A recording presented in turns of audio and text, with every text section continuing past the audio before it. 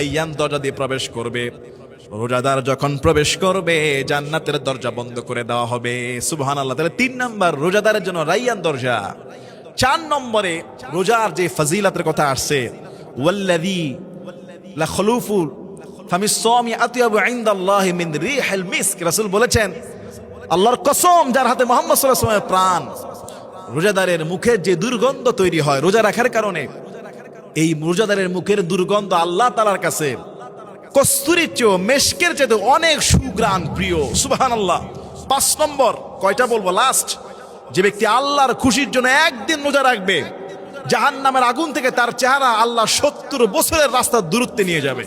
সুবহানাল্লাহ। আরেক হাদিসে আসছে ১০০ বছরের দূরত্বে জাহান্নাম থেকে তার চেহারা নিয়ে যাবে। আরেক হাদিসে আসছে আসমান জমিন পর্যন্ত তার মাঝখানে আর জাহান্নামের মাঝখানে একটা গর্ত হবে, যেই গর্তের দৈর্ঘ্য হবে আসমান আর জমিন যতটুকু, জাহান্নাম আর ওই ব্যক্তির মাঝখানে গর্তের দৈর্ঘ্য ততটুকু, যে ব্যক্তি আল্লাহর খুশির জন্য একদিন রোজা রাখবে।